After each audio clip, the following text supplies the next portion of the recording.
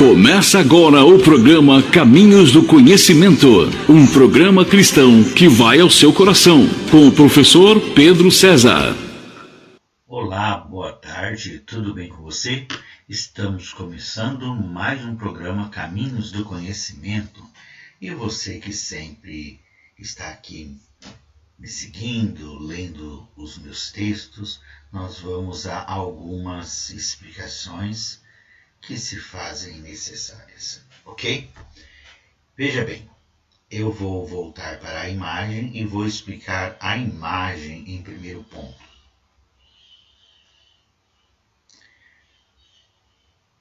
Esta imagem que está colocada, ética nas religiões, preste bem atenção. O que é ética? Primeira coisa, eu preciso entender o que é ética.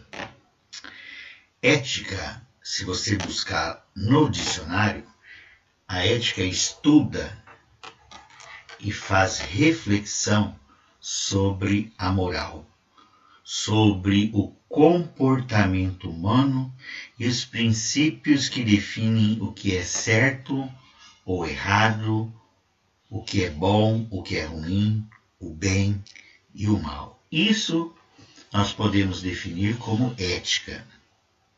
Então você que está aí me ouvindo, isso é ética. Agora, o que é a ética dentro das religiões? É o que nós vamos discutir um pouquinho aqui, expor um pouquinho sobre isso. Antes de nós entrarmos nestas outras definições que nós temos no cartaz, você tem que observar também que há algumas imagens dentro desse cartaz. Aí você vai encontrar a estrela, chamada da estrela de Davi, que na verdade ela tem 6 pontas. Ela tem um significado.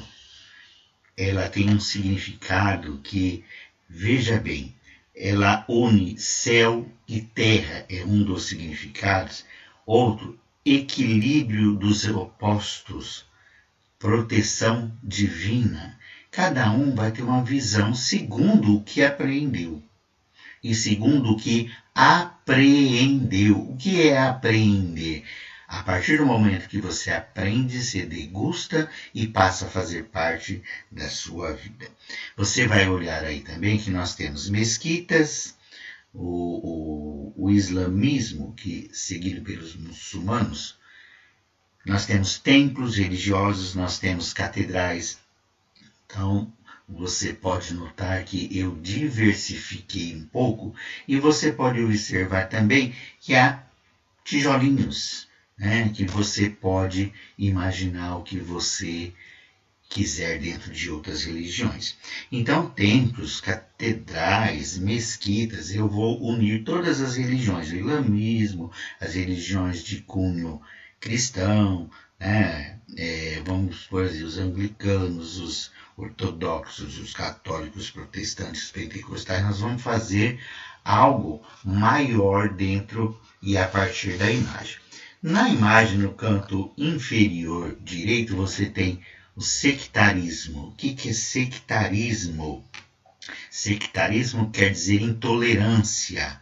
Você tem também respeito, ou a falta de respeito entre as religiões. Às vezes você já ouviu falar que uma igreja protestante não gosta que um membro sai dali e vai a outra igreja protestante, que eu também deixo os meus pareceres aqui mais tarde. E a questão também da empatia. Onde fica a questão da empatia? Tendo em vista todas estas imagens que eu trouxe, mais esses escritos, nós vamos agora para a questão do próprio texto em si. Então vamos lá.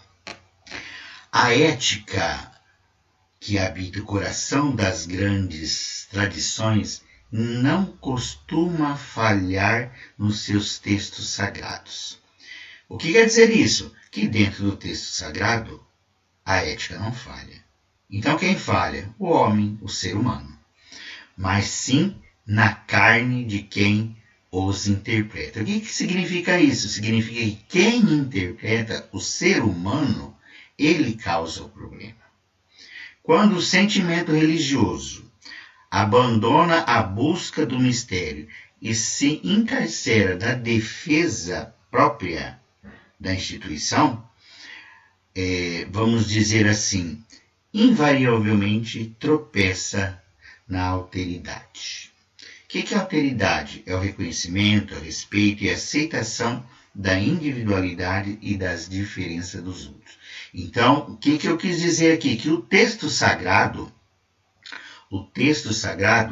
é top. Ele não traz, na maioria das vezes, questões contra a moral. Mas quem o usa ou faz uso dele, sim. Então, transforma-se, então, no oposto da própria fé. A armadura moral que serve menos para abraçar o divino e mais para repelir o diferente. Como assim? Se a pessoa que está ao meu lado não processa a mesma crença minha, aí está o problema. Ou seja, eu vou usar da moral para contra e não do texto sagrado. O ponto central aqui, eu vou trazer dentro desse texto, é uma constatação bem simples e bem dolorosa. Esse sectarismo, essa intolerância, ela vem vestida de um manto sagrado. O que significa isso? Que lá no texto sagrado é o que vale, aí eles tentam executar, mas por trás não fazem isso. Né? Então, veja só, aquele grupo vai defender aquela ideia, vai defender aquele texto, aquela moral. Mas, na verdade, não. Eles rejeitam o que é diferente. Então, se você pertencer àquela religião, está tudo ok, não tem problema nenhum. Agora, se você não pertencer, aí está a questão. Você vai ter problemas. Você vai ter problemas, ok? Bem, seguindo. Vamos dizer assim, esse olhar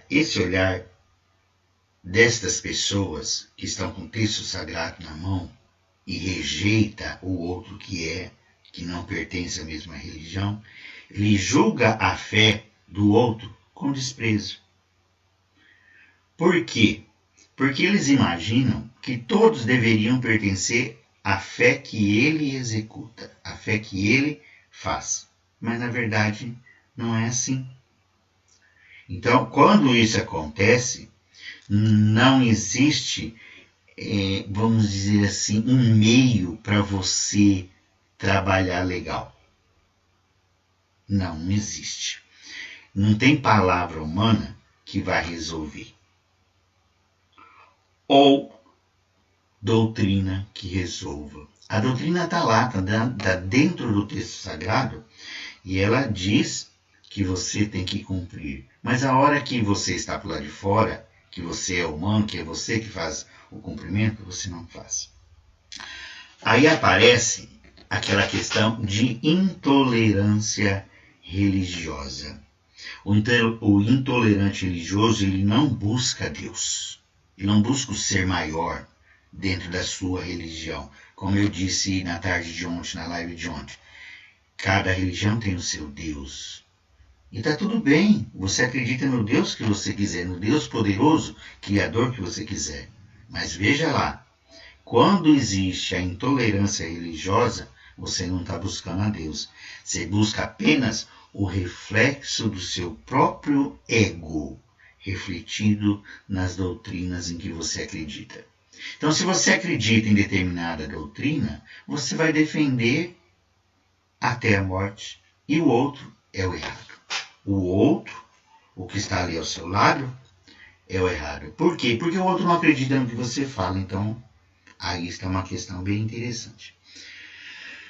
Você já viu que entre as lideranças religiosas há desentendimento, não é? E quando há desentendimento, o que acontece? Abrem novas denominações religiosas. Por quê? Aquele que estava ali não aceitou, abriu outra porta, carregou um pouco E aí acontece o julgamento ali. Que julgamento? O que esse julgamento apresenta? Que o outro não presta. Várias igrejas, várias denominações dizem que pregam as mesmas coisas. Por exemplo, vamos pegar dentro do cristianismo que está aqui próximo de nós, que eles pregam Cristo, mas na verdade entre si não se aceitam. Nós sabemos que denominações religiosas têm o seu CNPJ, cada um tem a sua doutrina, mas a questão primordial é uma só, Cristo. E Cristo pregou que tenhamos todos comunhão. Se nós temos que ter comunhão, onde está a questão de você não aceitar o outro? É uma passagem bem interessante que vai mostrar essa cegueira moral, que vai mostrar essa falta de empatia institucional. Vamos mostrar aqui, e você lembra muito bem, aquela parábola do bom samaritano. Vamos pegar lá no livro, no Evangelho de Lucas, capítulo 10, versículos 30 ao 37.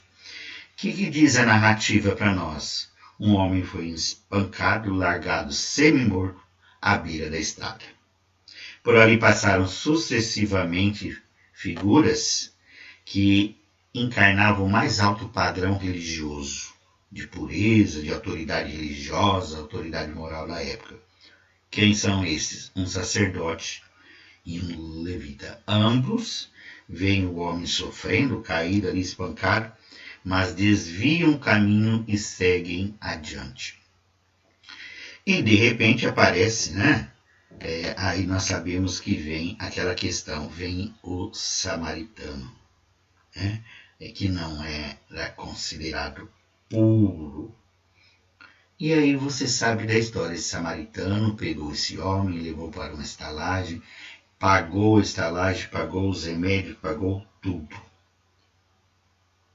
Pois bem, agora digo a você, os dois primeiros, o sacerdote e o levita, desconsideraram o homem, e desconsideravam também, figuradamente naquela época, o samaritano. Mas o que o samaritano fez foi contra tudo o que esses pregavam. Eles tinham a lei, o livro sagrado, mas não executavam. Então eles tinham o livro sagrado, então eles conheciam a moral ética. O samaritano não seguia o mesmo livro, mas na verdade o que esse samaritano fez o correto. Fez todo o seu processo. Quando acontece essa história e Jesus conta essa parábola, qual é a questão que ele diz a ele? Ele desconstrói a ideia de que pertencer a uma instituição guardiã da verdade, ou seja, guardiã dos livros sagrados, não garante uma retidão ética. Mas o que garante a retidão ética, a verdadeira ética, que o texto mostra, não repousa sobre a pureza das formas, mas sobre a capacidade de mover-se pelo sofrimento alheio. Jesus mostra que não adianta você conhecer a lei e não segui-la, no caso, na época. Então, nos dias de hoje, é a mesma coisa. Você não precisa ter rótulo espiritual. Você precisa o quê? Ajudar. Você não precisa olhar que quem está lá caído tem um rótulo espiritual também. Você precisa ajudar. Tanto você quanto o outro precisa conhecer e fazer. Não adianta eu falar que eu sou cristão e não estendo a mão para o outro. É isso que realmente quis apresentar aqui nessa passagem. Outro ponto, outra passagem que a gente pode pegar também, Mateus 23, do versículos 23 ao 28, é sobre a questão das elites religiosas, que elas são hipócritas. Se você ler lá, existe por parte do mestre a denúncia de que os mestres da lei, os fariseus, Ele aponta-se para o perigo da religiosidade estética. Aquela que cumpre meticulosamente os ritos e os dogmas mais periféricos.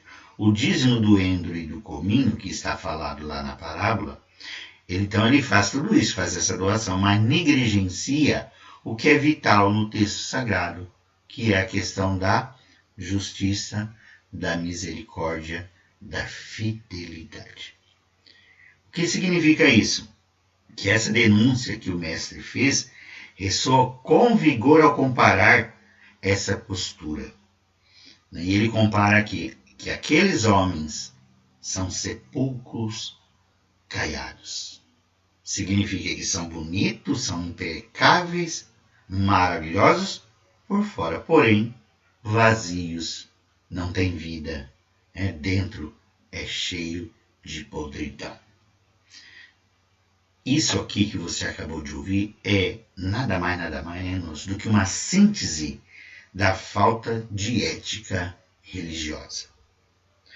A preocupação ostensiva com a própria aparência moral e a desqualificação do outro, enquanto o interior permanece árido, desprovido do amor mais simples e fundamental. Então eu tenho texto, só para resumir aqui, eu tenho texto básico na mão, eu tenho texto sagrado, vamos dizer assim, na mão, tenho as regras da ética, da moral, conheço, mas não exerço. Então eu passo a ser um conhecedor, mas na hora de executar eu não faço, eu fico devendo. E ficar devendo, o mestre diz, por fora bonito, por dentro podre. Por dentro não tem conteúdo, é vazio de vida. Ok? Mas, seguindo aqui, não podemos olhar esses textos aqui citados e outros que tem mais dentro do texto com um olhar de cinismo. Então, esses dois exemplos que eu citei aqui, eu não posso olhá-los com um olhar de cinismo, mas eu tenho que olhar com a profundidade da verdade que ele traz. E traz muitas verdades.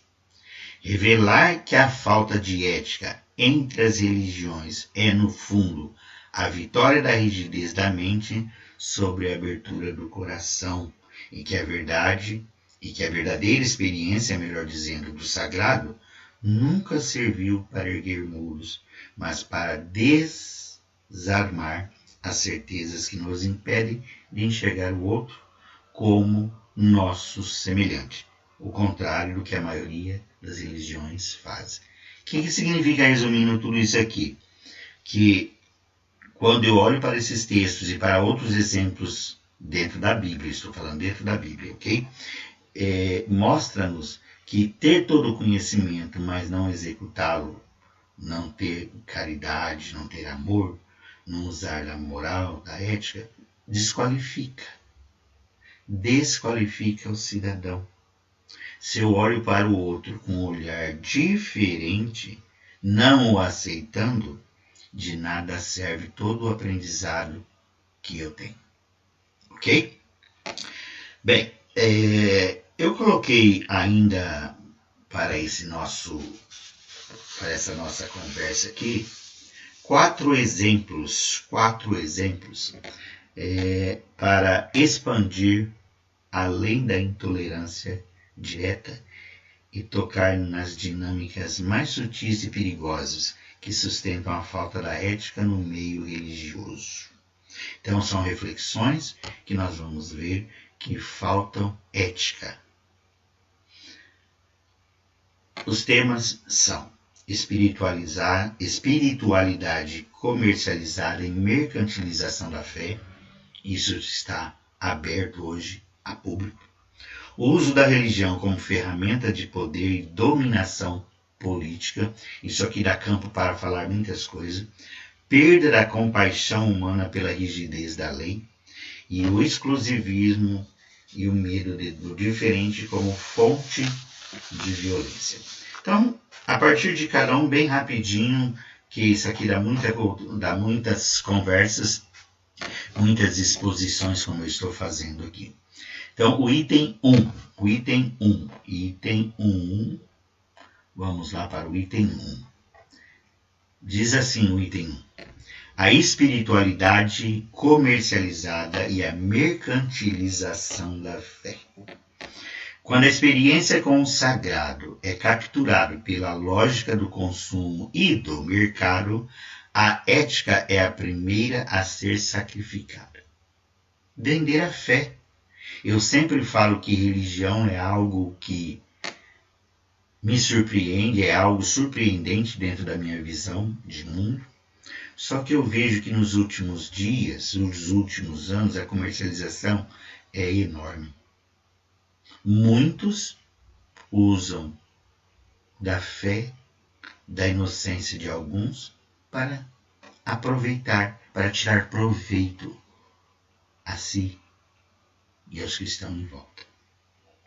A promessa de trocas corporativas com o divino. Então, olha, um exemplo bem claro do dízimo. Você dá o dízimo que Deus vai te abençoar e que a devoção, a contribuição financeira garante favor, bênção, prosperidade. Isso é errado. Eu tenho que ir a alguma igreja? Beleza, se eu quero ir, ótimo. Não condeno ninguém. Se você quer ajudar, ajude, porque você está lá. Você usa as cadeiras, você usa o lugar, você usa água, energia, limpeza, banheiro, e etc, etc. É bom você colaborar, faz parte da comunidade, mas não por obrigação. Nós temos lá na Bíblia, de forma voluntária, ok? Tudo isso que você ouviu eu dizer aqui sobre essa troca com o divino, faz com que a espiritualidade, com que a fé, vire mercadoria e a igreja um balcão de negócios. Concorda comigo ou não? Isso desumaniza o fiel e transforma a fé em um produto com garantia de retorno, esvaziando a gratuidade e a entrega sincera. Veja bem tudo isso. Olha, você fazendo, você receber. E nós conhecemos que não é assim. Sabemos que não é assim que funciona. Mas pare e pense, isso aqui é só uma pinceladinha. Vamos para o próximo item, porque eu posso mais para frente separar esses assuntos e fazer uma live de cara, porque eu não quero passar mais do que 30, 35 minutos em cada live. Segundo, o uso da religião como ferramenta de poder e dominação política. Historicamente, o discurso religioso tem sido instrumentalizado para legitimar estruturas de poder e silenciar a diversidade. Se você quer fazer uma prova, vá à sua igreja, vá à sua denominação religiosa e conteste o que o líder lhe está falando. A partir do momento que você contestar, você já não é bem aceito, você não é bem visto. Por quê?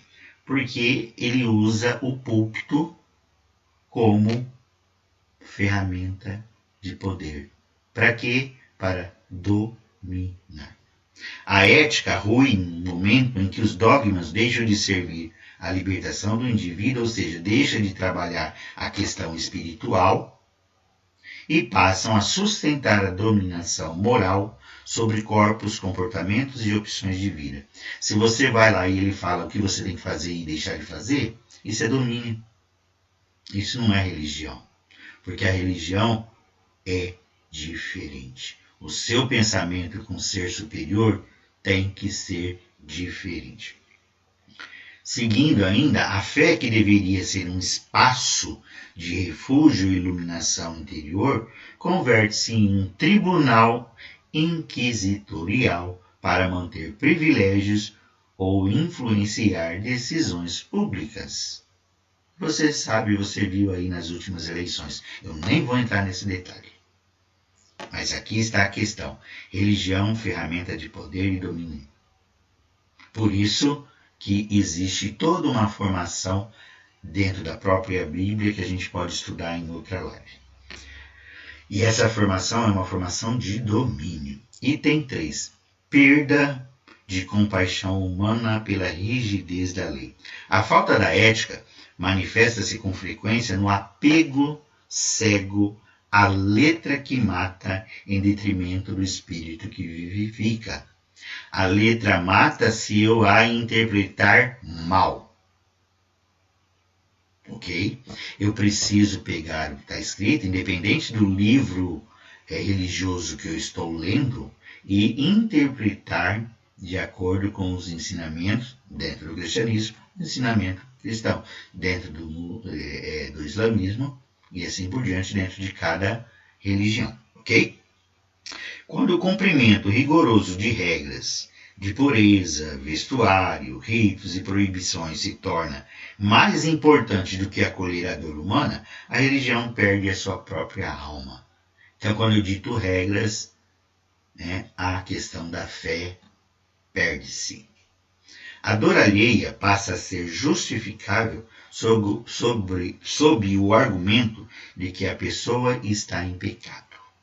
Você já viu aquela historinha assim, Olha, a igreja precisa de um ar-condicionado, vamos fazer uma coleta, vamos fazer uma campanha. O fulano de tal, o irmão fulano de tal está precisando de arroz e feijão, vamos orar. É bem cínico, mas é a realidade do que acontece. Falta de compaixão humana.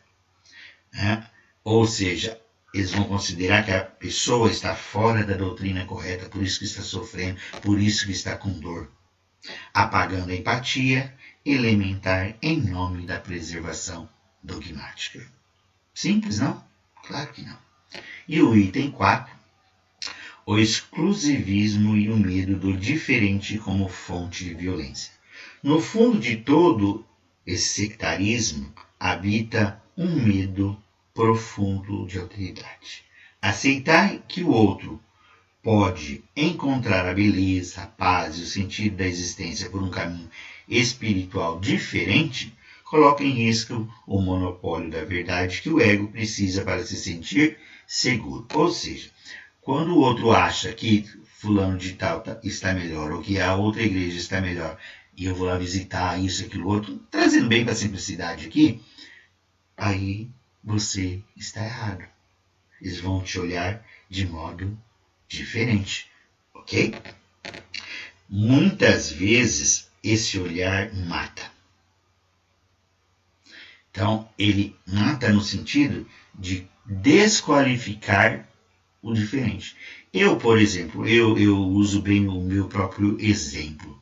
Eu sou uma pessoa que, com toda certeza, eu não sou bem visto. Por quê? Eu penso diferente. Eu sou questionador. Eu vou às igrejas, gosto de visitar, tenho muitos amigos, e eles simplesmente falam assim para mim. Puxa, que interessante, você fica prestando atenção. Exatamente, eu quero saber de onde foi tirado aquilo que está sendo falado. E eu vou analisar cada fala. E isso causa em quem está trazendo a mensagem certo constrangimento. Principalmente se a pessoa que está trazendo a mensagem não tem certeza do que está falando. Preste atenção nisso, tá? E alguns, o que eles falam para você? Te desqualifica e ainda dizem assim, isso é um zelo que eu estou tendo pela verdade. Que nada, é que às vezes não sabe, às vezes não conhece. Na verdade, é apenas uma defesa covarde diante da imensidão da vida, da falta de conhecimento da vida, que recusa ser aprisionada por uma única tradição. Então, eu conhecer outras religiões faz parte. Eu respeitar outras religiões, sim. E sabe o que acontece na maioria das vezes? Na maioria das vezes, vamos pegar o cristianismo, vamos pegar as igrejas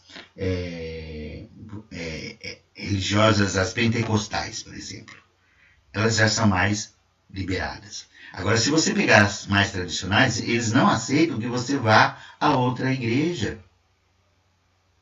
É uma questão de dizer assim, não, você tem que seguir essa doutrina aqui, essa aqui é a certa. Mas por trás de tudo isso existe um esvaziamento, existe um medo. medo de perder quem está ali ajudando, auxiliando. E por outro lado, é falta de compreensão do que é a vida. Por isso que eu sempre digo, eu parei de frequentar uma única igreja. Eu visito os irmãos, como eu sempre digo, onde me dão oportunidade, eu falo, eu levo uma mensagem, mas eu parei de fazer aquele segmento todo culto. Tanto é que eu faço aqui em casa de 15 em 15 dias o culto. E eu fazendo o culto de 15 em 15 dias, eu tenho a liberdade de congregar em outras igrejas e dos irmãos que eu conheço congregar comigo também. Tanto é que eu chamo de culto no lar. No fundo da minha casa eu tenho um espaço maravilhoso que eu faço culto ali. E eu não preciso de muitas pessoas. 5, 6, 8, 10, o que Deus prepara. Só que uma coisa eu deixo bem certo para todos. Eu tenho a minha fé num ser superior. Porque quando eu estudo a Bíblia, eu vou ver os deuses que ali estão presentes. E a maioria dos grandes pastores conhecem a história porque estudaram, mas não pregam isso. Ainda é capaz de chamar de herege. É uma questão bem complicada, né? Então hoje nesse vídeo nós falamos sobre uma questão muito interessante, que é a questão da ética nas religiões. Se você está pegando agora, pega lá no comecinho que eu expliquei até o banner, por que ele foi montado daquele jeito. Nós olhamos também, além da ética, o que é ética religiosa, o que é respeito à fé do outro, que muitas pessoas não têm, só porque está em fé diferente não tem, né? Não tem empatia com o outro. E isso reflete dentro do meu ser. Isso reflete dentro do que eu vou ser com o outro. Então pare aí, pense bem em tudo isso. Então, e fechamos a live com a questão da espiritualidade comercializada, ou seja, mercantilização da fé, o uso da religião como ferramenta de poder e domínio. Né? Se você olhar a Bíblia inteira, ela traz a questão bem clara da história bíblica como domínio sobre os povos. E não é falando mal, é o que está ali, basta querer entender. Nós falamos também sobre a questão da compaixão humana perante a lei divina.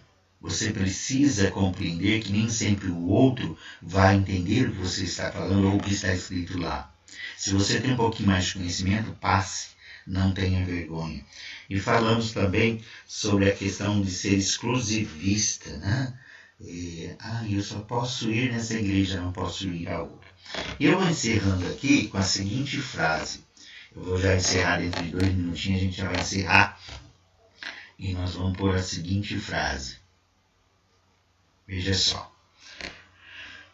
A grande pergunta que vai ficar aí para você que me ouve agora ou que vai ouvir depois é assim: se a nossa experiência espiritual não nos torna seres humanos mais gentis, compassivos e capazes de amar o diferente, de que nos serve toda a nossa religião? Para e pensa. Se você não for gentil, compassivo e capaz de amar o outro, porque o outro é diferente, de que serve todo o conhecimento religioso? De que serve a nossa religião? A você que está aí me ouvindo, eu vou fechando por aqui, ok? E fica aí o convite que possivelmente sempre às 4 horas eu faço uma live.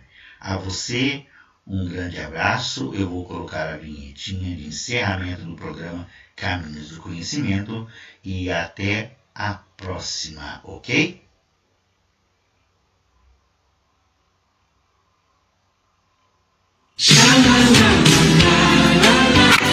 Você acabou de ouvir o programa Caminhos do Conhecimento, com o professor Pedro César. Um programa cristão que tocou seu coração.